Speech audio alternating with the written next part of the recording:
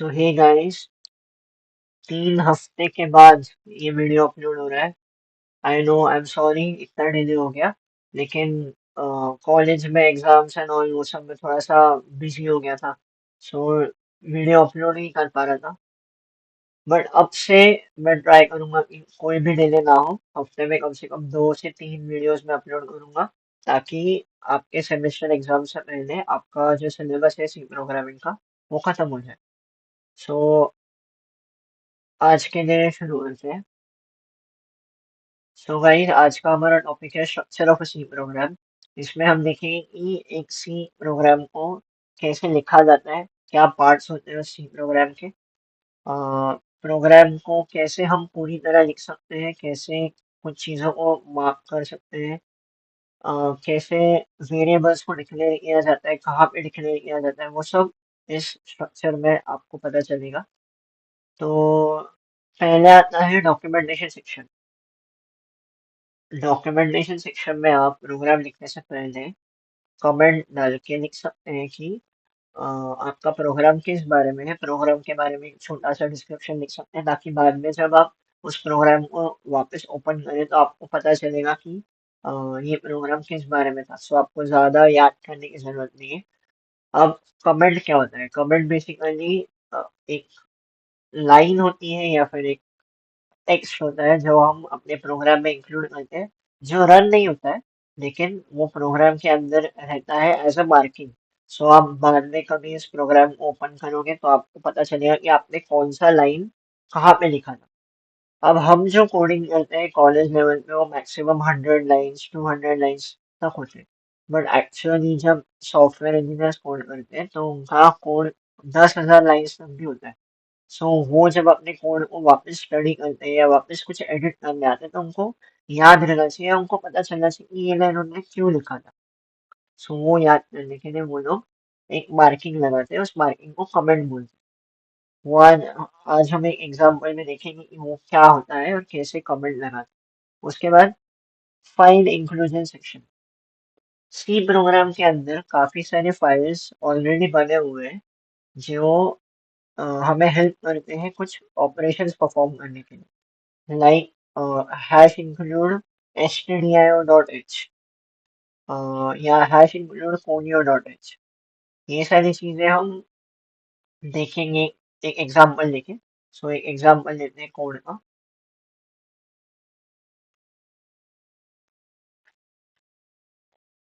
सो ये हमारा कोड है।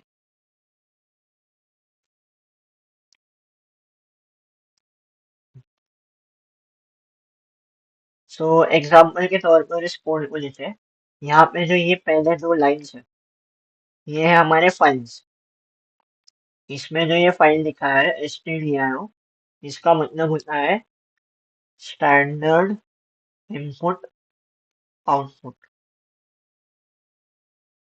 इस फाइल को इंक्लूड करने का मतलब है कि हम जो प्रिंट और स्कैन जैसे बेसिक स्टेटमेंट्स यूज करते हैं अपने प्रोग्राम में, उन स्टेटमेंट्स का जो कोड जो उनको रन करता है, वो स्टेटमेंट्स का जो काम है वो परफॉर्म करता है, वो सारा कोड इस फाइल में लिखा हुआ है।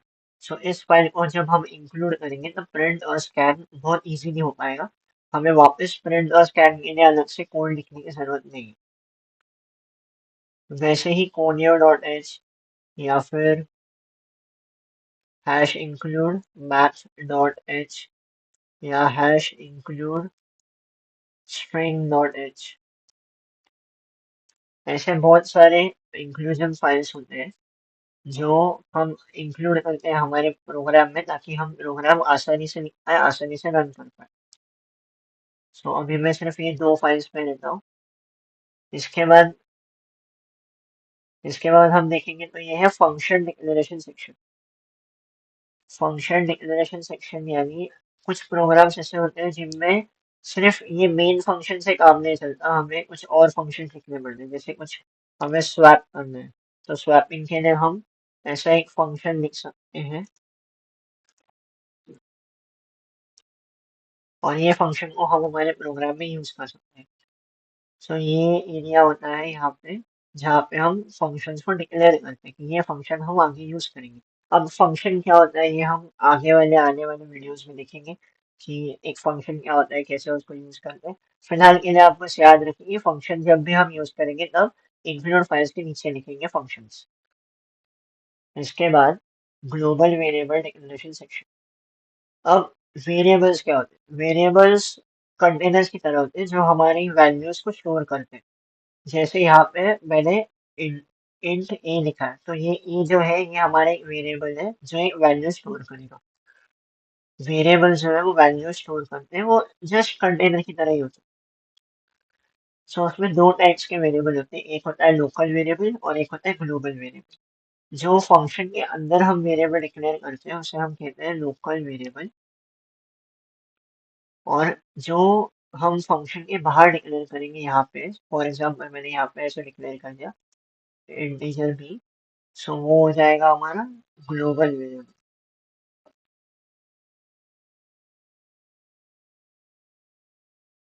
अब लोकल और ग्लोबल वेरिएबल में डिफरेंस क्या है, क्यों यूज किया जाता है, ये सब हम आने वाले वीडियोस में देखेंगे। अभी फिलहाल हम बेसिक स्ट्रक्चर देख रहे हैं कि सी प्रोग्राम का स्ट्रक्चर क्या होता है। सो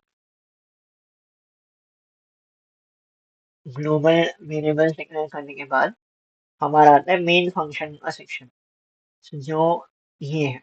सो यहाँ पे मैंने यूज किया वर्ल्ड मेन, आप लोग इंट मेन और रिटर्न जीरो भी यूज कर सकते हैं। मेन फंक्शन क्या होता है? मेन फंक्शन बेसिकली वो पार्ट होता है प्रोग्राम का जो एक्चुअली एग्जीक्यूट होने वाला है। प्रोग्राम जब आप रन करते हो तब सिर्फ ये पार्ट जो है वो रन होता है। इसके अंदर जो भी आप लिंक्स जोड़ते हो या फंक्शन जोड़ते हो, वो जो बाहर लिखते हो वो इसके मदद से ही रन होता है। अगर सिर्फ आपने फंक्शन बाहर लिख दिया लेकिन अंदर उस फंक्शन ने कुछ मेंशन ही नहीं किया है, कुछ कॉल ही नहीं किया, फंक्शन कॉल बोलते हैं उसको, वो आपने नहीं किया है, तो वो फंक्शन रन नहीं होगा, सिर्फ आपका मेन फंक्शन जो है वो रन हो जाएगा। जो होता है ये मेन, वर्ल्ड मेन के अंदर वाला पार्ट, सिर्फ इतना ही रन होगा। उसके बाद अंदर आता है लोकल वेरिएबल डिक्लेरेशन जो मैंने आपको यहाँ पे बताया। उसके बाद बॉडी आता है, ये जो बाकी के स्टेटमेंट्स है ये पूरा बॉडी में आता है। Then function definition. अब ये जो फंक्शन यहाँ पे आपने डिक्लेयर किया ऊपर, इस फंक्शन को आपको लिखना भी पड़ेगा ना कि इस फंक्शन के अंदर होता क्या है। सो इस फंक्शन को लिखने के लिए हम वापस यहाँ पे डिक्लेयर करेंगे int a comma int b, and इसके अंदर देखेंगे कि क्या होने वाला है। एक मैं एक्स्ट्रा वेरिएबल ले लूंगा और फिर मैं स्वैप कर लूंगा Z equals A equals B and B equals Z. So मैंने बेसिकली यहाँ पे स्वैप किया दो वेरिएबल्स को। सो गाइस ये था basically structure of a C program. आपको थ्योरी पेपर में पूछा जाता है कि सी प्रोग्राम का स्ट्रक्चर क्या है। सो आप उसमें जो मैंने आपको ये स्लाइड दिखाया, आप ये स्लाइड को ऐसे के ऐसे लिख सकते हो थ्योरी एग्जाम में, और इसको एक्सप्लेन कर सकते हो कि हर सेक्शन में हम क्या लिखते हैं, कुछ एग्जांपल्स दे सकते हो, और लास्ट में उसके बाद एक प्रोग्राम लिख सकते हो छोटा सा जो एक एग्जाम्पल के तौर पर रहेगा आपके आंसर में। सो आपको ये 5 to 8 मार्क्स के लिए क्वेश्चन पूछा जाता है। सो आप इस तरह से इसको आंसर कर सकते हो। अब ये तो बात हो गई स्ट्रक्चर की, कि ये सी प्रोग्राम का स्ट्रक्चर क्या होता है। अब मैं थोड़ा सा डेटा टाइप्स की ओर बढ़ना चाहूँगा। अब से हमारे लेक्चर्स थोड़ा थोड़ा और डीप और कॉन्सेप्चुअल हो जाएंगे। सो सो थोड़ा रेगुलरली प्रैक्टिस करते रहना हर एक कॉन्सेप्ट को। सो अब मैं बेसिकली ये सारी चीज़ों को मैं हटा देता हूँ। मुझे बस एक सिंपल सा प्रोग्राम चाहिए।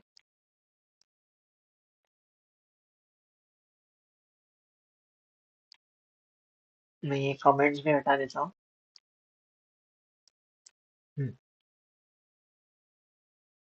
सो अब हम बात करते हैं data types. So basically data type होता क्या है?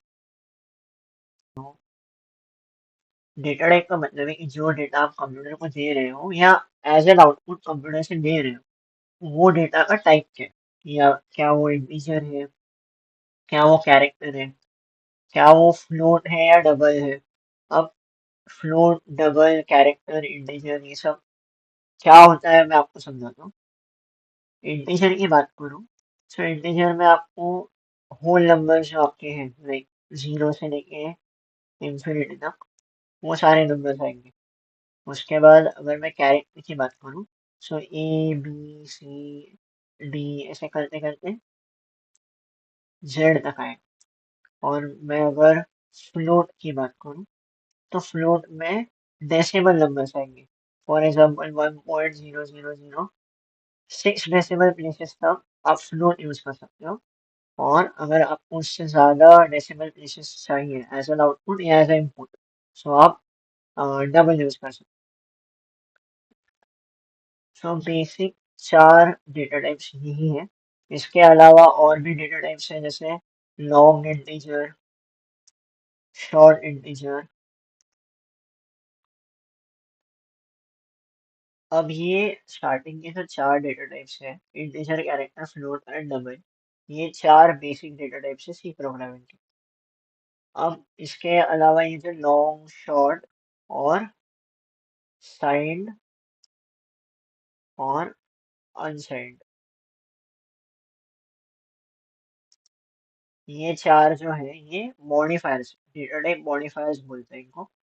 ये जस्ट एक अपडेटेड वर्जन या फिर एक कुछ स्पेसिफाइड कैरेक्टर होता है इनका। जैसे लॉन्ग इंटीजर बोला तो काफी बड़े नंबर्स वो ये हैंडल करता है। शॉर्ट इंटीजर बोला तो जो शॉर्ट 3 डिजिट या 4 डिजिट तक इंटीजर्स है या उससे भी छोटे इंटीजर्स है, वो ये हैंडल करता है शॉर्ट इंटीजर। साइंड, जिसमें आप प्लस माइनस वाले नंबर्स होते हैं, पॉजिटिव नेगेटिव, वो नंबर्स आप इसमें स्टोर कर सकते हैं। और अनसाइंड जो हमारे नॉर्मल नंबर्स होते हैं, वो अनसाइंड की जगह पे आप सिर्फ नॉर्मली इंड भी लिख सकते हो। सो नॉर्मल इंड और अनसाइंड में एक ही मतलब हो जाएगा। इनको कहते हैं modifiers, long, short, side and onside. उसके अलावा हर एक डेटा टाइप का अपना फॉर्मेट स्पेसिफायर होता है। फॉर्मेट स्पेसिफायर का मतलब मैं आपको एक प्रोग्राम लिख के बताऊंगा, बट फिलहाल आप याद रखिए कि इंटीजर का फॉर्मेट स्पेसिफायर है %d, कैरेक्टर का है %c, फ्लोट का है %f एंड डबल का है %lf। अब हम आते हैं इस बेसिक से प्रोग्राम। यहाँ पे मैंने एक लोकल वेरिएबल डिक्लेयर किया है। लोकल वेरिएबल क्या होता है? वेरिएबल जो मेन फंक्शन के अंदर डिक्लेयर हो या कोई फंक्शन के अंदर डिक्लेयर हो, उसको लोकल वेरिएबल कहते हैं। सो मैंने यहाँ पे एक वेरिएबल डिक्लेयर किया है इंटीजर ए, यानी ए का जो डेटा टाइप है वो है इंटीजर। ए कौन सा टाइप का है? Integer type. सो अब इस ए डेटा टाइप, सॉरी, अब इस ए जो वेरिएबल है, इस वेरिएबल के अंदर मुझे एक वैल्यू स्टोर करनी है। सो मैंने क्या किया, मैंने प्रिंट एफ स्टेटमेंट यूज किया। प्रिंट एफ क्यों यूज करते हैं? हम कोई स्टेटमेंट प्रिंट करवानी हो तब हम प्रिंट एफ स्टेटमेंट यूज करते हैं। सो प्रिंट एफ के अंदर मैंने लिखा है enter the value of A, colon मारा है और डबल कोट्स के अंदर लिखा है। सो प्रिंट एफ जब भी हम कोई स्टेटमेंट प्रिंट करेंगे तो वो डबल कोट्स के अंदर ही होगा। सो मैंने ये डबल कोट्स के अंदर लिखा। और उसके बाद नेक्स्ट लाइन मैंने लिखा है स्कैन एफ। स्कैन एफ क्यों? क्योंकि मेरे को यूजर के पास से एक वैल्यू लेना है ए के लिए, जो ए में स्टोर हो जाएगा। ए एक कंटेनर के जैसा है, वेरिएबल क्या होता है? एक कंटेनर के जैसा होता है, उसके अंदर हम वैल्यू स्टोर करेंगे। तो मैंने स्कैन एफ स्टेटमेंट यूज किया। स्कैनफ के अंदर मैंने लिखा है %d। %d क्या है? यहाँ पे इंटीजर का फॉर्मेट स्पेसिफायर। सो फॉर्मेट स्पेसिफायर हम स्कैनफ के अंदर लिखेंगे पहले, डबल कोट्स के अंदर। उसके बाद हम लिखेंगे ऐड ए। अब ऐड क्यों लिखा? सो ऐड का मतलब ये होता है कि जो वैल्यू यूजर देगा वो डायरेक्टली ए वेरिएबल के अंदर स्टोर हो जाएगा, यानी उसका एड्रेस जो होगा वो ए वेरिएबल के जैसा सेम टू सेम होगा। अगर सिंपल भाषा में कहेंगे तो जो वैल्यू यूजर देने वाला है ए को, वो वैल्यू अपने आप वो कंटेनर के अंदर जाके स्टोर हो जाएगा। इसके लिए हम यूज करेंगे ऐड। ऐड को एड्रेस ऑपरेटर भी कहा जाता है। हम आगे जब ऑपरेटर्स देखेंगे तो उसमें आपको पता चलेगा कि ऐड और नॉट ऐसे काफी सारे ऑपरेटर्स होते हैं। सो वो हम आगे वाली वीडियोस में देखेंगे। नेक्स्ट लाइन पे मैंने लिखा है प्रिंट एफ %d। %d वापस आ गया। %d क्या है? हमारा फॉर्मेट स्पेसिफायर है इंटीजर का। सो मेरे को इंटीजर प्रिंट करवाना है, तो प्रिंट करवाने हुए भी मेरे को फॉर्मेट स्पेसिफायर लिखना पड़ेगा। तो फॉर्मेट स्पेसिफायर कॉमा ए, यानी फॉर्मेट स्पेसिफायर की जगह पे किसकी वैल्यू प्रिंट होने वाली है, ए की वैल्यू यूजर ने दी। तो चलो ये प्रोग्राम को रन करके देखते हैं कि क्या इसका आउटपुट मिलता है हमको। देखो यहाँ पे मेरे को आया है enter the value of A, suppose मैंने यहाँ पे डाला 5, सो मेरे को नेक्स्ट लाइन में क्या प्रिंट हुआ, 5। यानी इसने क्या किया, एंटर द वैल्यू ये वाला इसने प्रिंट किया, मैंने यूजर ने यहाँ पे वैल्यू दिया, यूजर यानी मैं, सो मैंने यहाँ पे वैल्यू दिया, यूजर गिव्स वैल्यू, और उसके बाद नेक्स्ट लाइन में यहाँ पे इसने 5 वापस प्रिंट कर दिया। सो ये बेसिक इंटीजर डेटा टाइप था। सो अगर यही चीज मैं रिपीट करना चाहूँ फ्लोट के लिए, सो मैं लिख सकता हूँ float b print f enter the value of b, scanf percent f, यहाँ पे फॉर्मेट स्पेसिफायर चेंज हो जाएगा, पहले परसेंट d था इंटीजर के लिए, और फ्लोट के लिए परसेंट f, किसमें स्टोर करना है हमें, एड b में, एंड वापस हम प्रिंट किसको करेंगे, b को। सो यहाँ पे परसेंट क्या आएगा, परसेंट f, f क्यों, क्योंकि हम फ्लोट प्रिंट करवाने वाले, यहाँ पे मैंने लिखा b, ये हो गया। अब मैं इसको करूंगा सेव और रन। सो यहाँ पे मैंने रन किया तो पहले सेम बैलेंस आएगा। ए का वैल्यू मैंने 5 डाला, 5 प्रिंट हो गया। अब मैंने, मुझे पूछ रहा है वो enter the value of b, so b का वैल्यू अगर मैं इंटीजर डालूं तो प्रिंट मुझे 1.000 आएगा। क्यों, क्योंकि फ्लोट में कन्वर्ट हो रहा है, इंटीजर जो है वो फ्लोट में कन्वर्ट हो सकता है बट फ्लोट इंटीजर में कन्वर्ट नहीं हो सकता। सेम फ्लोट जो है वो डबल में कन्वर्ट हो सकता है बट डबल जो है फ्लोट में कन्वर्ट नहीं हो सकता। ये 3 रिलेशंस आप याद रखिए। जो छोटे वाले जो छोटे वाले डेटा टाइप्स है जैसे फ्लोट और डबल, इंटीजर को उसमें कन्वर्ट किया जा सकता है, जैसे 5 एक इंटीजर, सो 5 को हम 5.0 लिख के फ्लोट में कन्वर्ट कर सकते हैं, 5.000 बहुत बार जीरो लगा के हम उसको डबल में भी कन्वर्ट कर सकते हैं। बट अगर 4.236 है, ऐसे नंबर को हम इंटीजर में कन्वर्ट नहीं कर सकते। सो हमेशा आप एक फ्लोट या एक डबल को इंटीजर में नहीं कन्वर्ट कर सकते, ये काफी इंपॉर्टेंट है, ये याद रखना। इसके बाद हम देखते हैं कि एक डबल का एग्जांपल देख लेते हैं, डबल सी। ये लाइंस को मैं कॉपी कर लूंगा,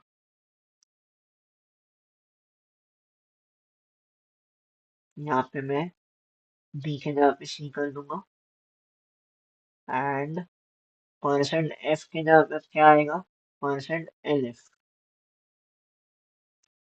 करेक्ट। अब इसको मैं वापस रन करूंगा,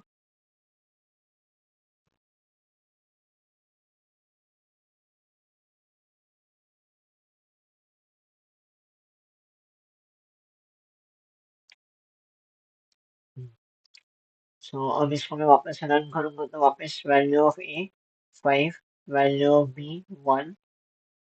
अब वापस मैं यहाँ पे चेंज करना भूल गया था, तो यहाँ पे इसके लिए वैल्यू ऑफ बी दिखा रहा है बट सी ही है वो, तो अगर मैं 3 लिखूँ तो इसने वापस डबल में कन्वर्ट किया 3.000 ऐसा। सो फ्लोट और डबल आपको देखने में सेम लगेगा बट डबल जो है वो ज्यादा नंबर ऑफ डेसिमल पॉइंट्स को स्टोर कर सकता है। सो कैरेक्टर या डेटा टाइप का एग्जांपल आप जब हम आगे स्ट्रिंग्स के प्रोग्राम करेंगे वहाँ पे आपको कैरेक्टर का एग्जांपल मिल जाएगा। अभी के लिए इंटीजर फ्लोट और डबल, मैं चाहता हूँ कि ये प्रोग्राम आप लोग खुद से एक बार प्रैक्टिस करें, कोई भी नंबर आपकी मर्जी से आप डाल के देखिए, आपको करेक्ट स्कैन और प्रिंट करना आना चाहिए। इस प्रोग्राम का मोटिव यही है कि आपको बेसिक स्कैन, प्रिंट और सारे डेटा टाइप्स का मतलब पता होना चाहिए। ये वीडियो थोड़ा लेंदी हो सकता है बट इसके आगे वाले वीडियोस को आपको थोड़ा सा अच्छे से और अच्छे से देखना है, आपको थोड़ा सा धीरे धीरे इंटरेस्ट डेवलप हो जाएगा सी प्रोग्रामिंग के लिए। जैसे जैसे हम प्रोग्राम्स में खेलने लगेंगे, जैसे जैसे आपको मजा आने लगेगा, जैसे जैसे आपको आउटपुट मिलने लगेगा प्रोग्राम्स का, आप और धीरे धीरे इंटरेस्टेड होते जाओगे सी प्रोग्रामिंग की तरफ। सो फिलहाल आप इस प्रोग्राम को प्रैक्टिस कीजिए और नेक्स्ट वीडियो में हम डिस्कस करेंगे सारे ऑपरेटर्स, 3 टाइप के ऑपरेटर्स होते हैं, यूनरी, बाइनरी एंड टर्नरी। तीनों को यूज़ कैसे करते हैं, ऑपरेटर्स का मतलब क्या होता है, हम एकदम बेसिक से लेके एडवांस तक देखेंगे कि ऑपरेटर्स होते क्या हैं। सो फिलहाल इस वीडियो के लिए इतना ही। Thank you.